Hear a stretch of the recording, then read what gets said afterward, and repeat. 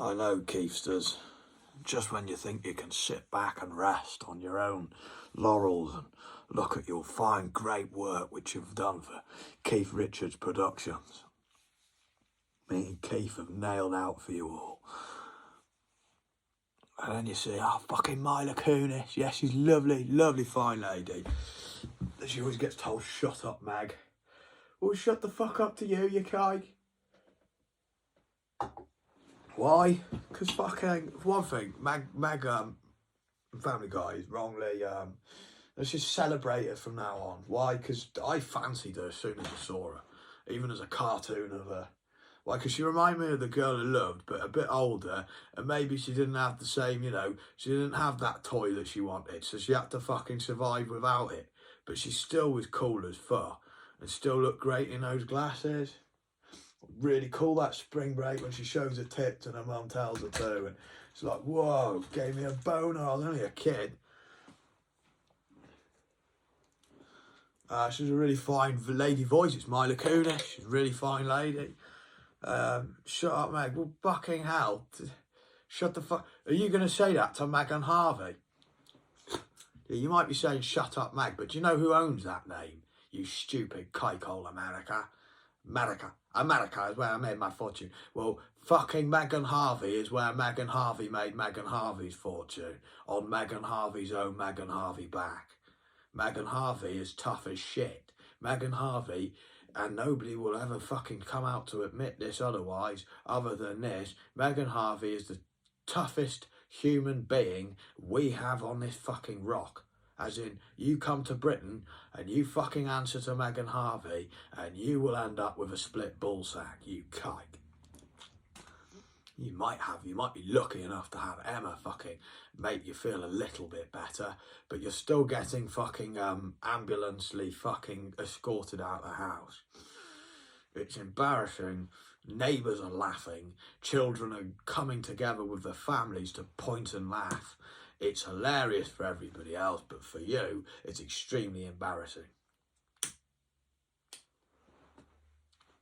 Meghan Harvey was hard as fuck. You want to fuck with Meg? You think about that, whatever it's called, and you've done some funny comedy, and you can see that he's a good guy deep down, and he loves his lady, but he just gets a few, it's like Frankie Boyle, you can see he's a decent guy, but he just gets a few things wrong where it just grates on you, and you're like, fuck off, Frankie Boyle, you're a kike.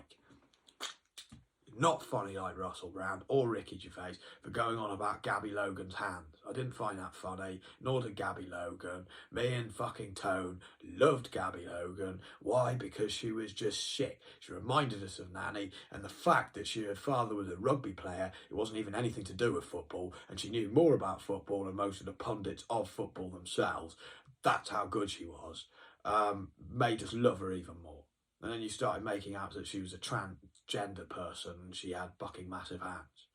But yeah, she has massive hands. I want those hands all over me. I don't know about you, Frankie, but you can fuck off back to Scotland if you want to think otherwise and drink your over-expensive booze courtesy of Nicola fucking Sturgeon. Fuck off.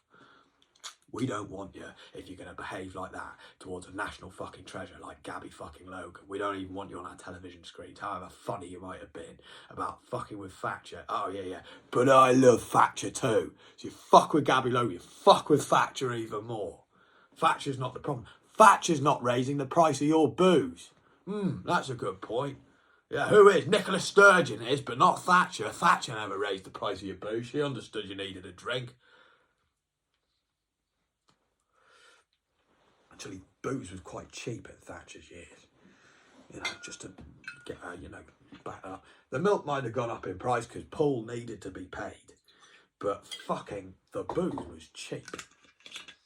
Courtesy of Thatcher. And you could get really good solvent glue. So if you couldn't get booze that day, you could get hold of some Fix-A-Fix or some Hexane or some other great fucking brand and just get off your face. Really think you could jump out of a 3-story block window with that stuff. Apparently, I missed out. I had to be like Adrian Mole and sniff up the fucking Airfix glue, which you get given for free. It's a bit of a disappointment. I'll tell you what though, aerosol cans You're meant to get them on a sock and then spray the sock to fuck and then breathe it in as quick as you can. But sometimes you can get lucky with them, right? And they've run out of fucking spray, but they've still got loads of gas in. European ones, I had one from Italy, was perfect for it. Had loads of aerosol left, solvent aerosol, but no more of the actual deodorant. Oh my God, I felt really fucking high before I came home in the airport. Had to get rid of all your aerosol cans. I thought, what an opportunity. Especially when I found this out. It was brilliant. I didn't even understand what Tone was saying for at least 2 seconds.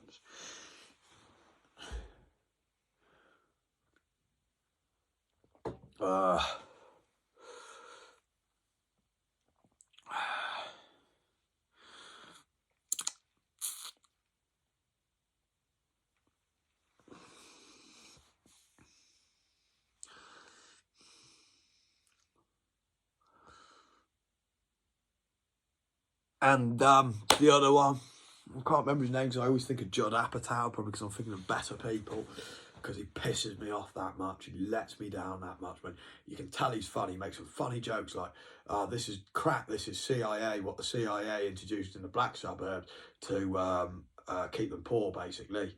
We don't use that. You're using it right now, Stan. It's funny as fuck. There's some great moments. Roger's a funny character. This gay alien from fucking outer space. Klaus, the fucking fish, is funny. He used to be a German skier, or it could have been a German spy, depending on what series you watch. Funny as fuck idea. The fact that Jesus comes back and marries his wife because his wife's really hot and lovely, that fucking Jesus is like, you don't deserve it. So Jesus fucks off with her. Causes the apocalypse. That's brilliant. Happy Christmas, baby Jesus. And he's like blowing up the world as he says it. Brilliant, great comedy. And they do it from Rock and Roll, the cartoon movie. South Park copies as well from the one where they take cat cheesing, where they get cats pissed in the face and they fucking start going off to this other world full of gremlin, big boob ladies and fucking rock music and all sorts of shit. It's funny as fuck, brilliant. A lot more detailed to what the cartoon looked like, the South Park one. I actually saw the cartoon off the back of what South Park did. Thought it was mint. Funny as fuck, some of South Park shit. They do the between years between in evolution, where you still had Homo erectuses, but then we had Homo sapiens beginning to come about, and the relationship between a Homo erectus, a complete doofus, still a monkey, and a Homo sapien who's now a lady. It's funny as fuck. Matt Stone and Chapin. Matt Stone just looks so funny as a monkey. It's just so funny. Brilliant.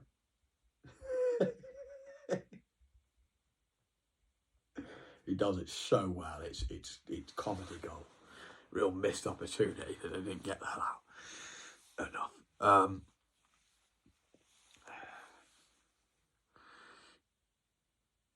There was another one. Gabby Logan. That's why we don't like Frankie Boyle. Who was the other one? It's that time of the episode again. Who was the other one I was going on about? There was another one, as well as Judd Apatow, who I confusedly call him that. He's not called that.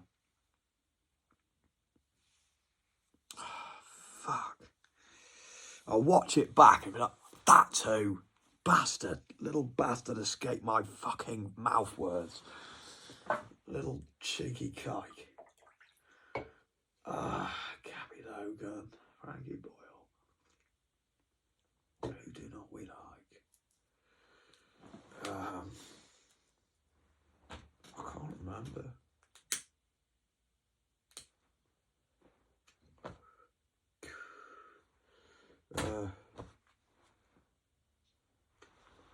We don't like that blagger jagger.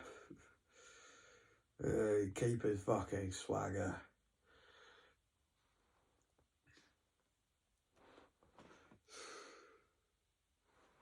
I just want to see him at the end of my fucking dagger. said our Keith. Thank you, sire. I will do thy bidding. You better hope that the production team of Keith Richards Production doesn't meet up anytime soon when you're rehearsing, Mick, because you'll be fucked then. There'll be two of us. And Ronnie. That'll be a funny episode under Keith Richards Productions. Running after Mick. Chasing down a Jagger.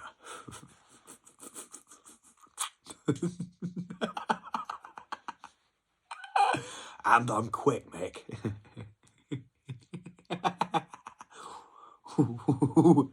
Where you going to go, little fella? You skinny little runt, you. Should have packed a few more pounds and maybe I'd struggle.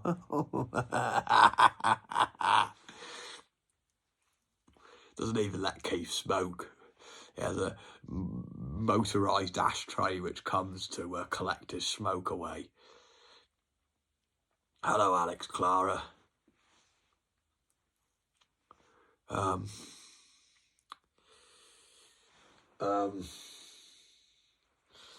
even let Keith smoke.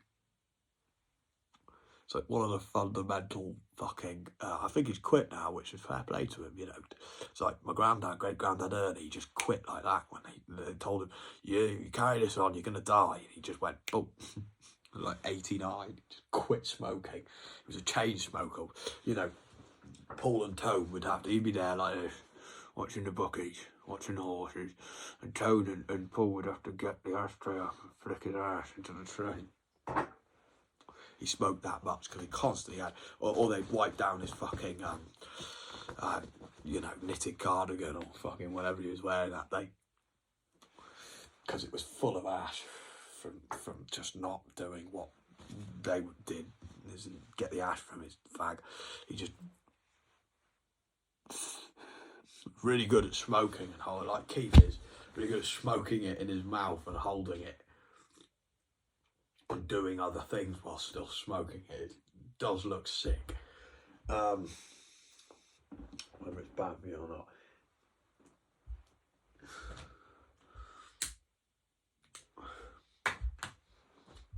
We at Keith Richards Productions advocate Keith's kind of lifestyle.